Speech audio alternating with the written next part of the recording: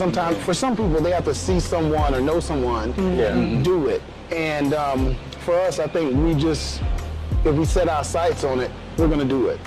We're going to make it happen. Now, what did your people say? Because you guys still came. I mean, you were here. You've only been here 5 days, and you got to remember it's a new variant in the middle of a pandemic. So what was the buzz like when you said you're still coming in the middle of all of this? Oh, I knew I was coming. I said, be honest with you. You really want me to be? I do. Okay. They were resistant to me. Oh, being careful. Be careful. But we need to be careful in the U.S. Yeah, especially. Especially in Atlanta, right? Yeah. Especially, the crime rate is through the roof. Yeah. Right. But they were said, oh, you may not go. You may not watch. I said, listen. You guys can't go. The U.S. Embassy in Pretoria hasn't told me. I'm still going. Yeah. As long as I didn't get a denial or something saying that you can't come, I was coming anyway. Yeah. I waited this long, and I knew this is where we're supposed to be. So regardless of what anybody was saying, we were coming. And that video, the video you did earlier on about the variant, I actually sent that to my family, and I said, I need a summary. I want to know that you read it, because you won't ask me. I'm an analyst. You give him an assignment for your homework. Yes, I wanted them to a 4-page report. Right. I wanted them to know that they just skimmed through it. I said, look at what South Africa is doing. And my dad came back. He had like 10 things. They did this. I said, thank you. And I have not gotten one question. And I have shared that video because the media, especially the U.S., once the media, that perception sets in, it's all of that. No, it's not. Understand, dig a little deeper. People just think, oh, it's South Africa. Oh, you shouldn't be there. But I guarantee you, if they said it was in Mexico, they'll still be going. And this is another one. Well, what if y'all get stuck? You're gonna get stuck. We're like, well, we're fine.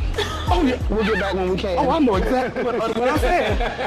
I said, if I'm stuck here, I said, at least I'm with my people. Yeah. That's exactly. I was looking at contingencies. I got extra medication. I got extra things. I said, if something happened, I we said, got stuff here too. Oh well, I will be right here. So we'll work it out. It will work out.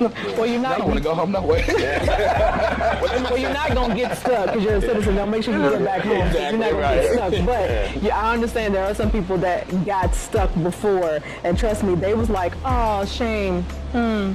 So sorry, I'm stuck, and they're drinking gin and tonic. Yeah. So, but like we saying, this is actually a beautiful thing. Here we are, we're African Americans in South Africa in a nice location. I'll show it to you later. And we got a South African here, and a brother that he's knowledgeable on all things South Africa. I try. I try. He's so modest. And whatnot. And so. One thing I will say that we do need to come, and like you said, we do have a passport. South Africans have passports as well, but their passport doesn't just allow them to just buy a plane ticket and get on a plane and go to America. It just doesn't. Or anywhere for that matter. Yeah, well, I mean, they got places they can go. Yeah, I'm saying, you know what I mean? They don't have the option like we do. So I would say it is upon us. Number two, I love it because there are South Africans that live in America.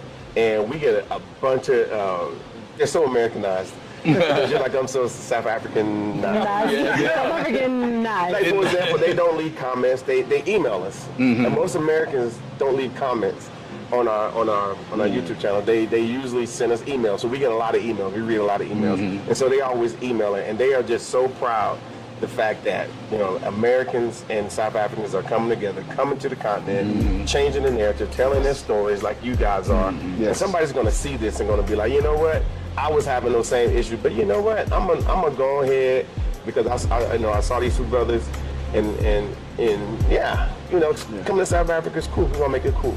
Yep. Yeah. And I'll say one more thing. We have so much to give to South Africa in terms of just the skill sets that we learn in America. We are at an advantage with that. Most of us